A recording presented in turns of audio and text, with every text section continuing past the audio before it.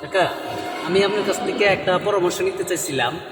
আমি এমনি সঙ্গীত করি, গান বাজনা করি, হ্যাঁ। এখন আমি চাইছিলাম কি সবজি ফসল বিষয়টা এটা করতে চাইছিলাম। এখন আমি যদি সবজিটা করতে যাই, তাইলে মনে করেন কিভাবে করলে আমি একটু ভালো মানে হইতে পারবো। হ্যাঁ হ্যাঁ, সবজি চাষ তো শুকনো মাঠে শুকনা। শুকনো মাঠের মধ্যে চারা আলু তারপরে এই আলি রোপণ করলে তো এটি চারা চারা জন্ম হইতেছে, ঠিক আছে। তখন এটা থেকে আমরা ফসল এটা থেকে আপনি সবজি পাইতেছেন। এটা আমরা তো সুন্দরভাবে এটা লালন পালন করতে হবে, পানি সার সবজিটা যেটা একটা স্বাভাবিক যত্ন করতে হবে, তাই না? তাইলে আমি মনে করি কি সবজি ফসল দিয়ে কি লাভবান। লাভবান।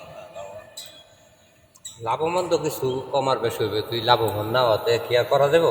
না, ঠিক লাভ আছে। কাজটা দুইটা মিলে এই যে গেছে। যেমন দেখা গেল কি বাজার একটা ধরো, এই যে কচু খাটটা, হ্যাঁ, এই যে যেমন কচু লাগাইলো এইগুলা, ঠিক আছে না? এই কচু লাগাইলো, এখন মনে করেন এটা তারা যত্ন নিল, হ্যাঁ, আমরা যত্ন নিলাম, কচু বাস বড় হইলো, তখন এটা তো আমরা উঠাইলাম, উঠাই মনে করেন আমরা বিক্রি করলাম, খাইলাম, এটাই তো, তাই না? হ্যাঁ, এই তো তাইলে এমনিতে মনে করেন আপনারা যে এটা করতেছেন, কতদিন যাবত করতেছেন? আমরা তো কৃষি জন্মই কৃষি।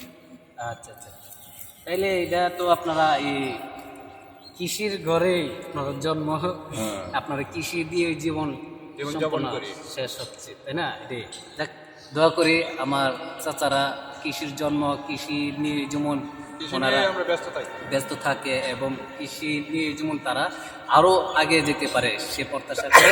আচ্ছা, দুই চাচার কাছ থেকে বিদায় কৃষি নিলাম। আলোচনার মধ্যে আমরা থাকি।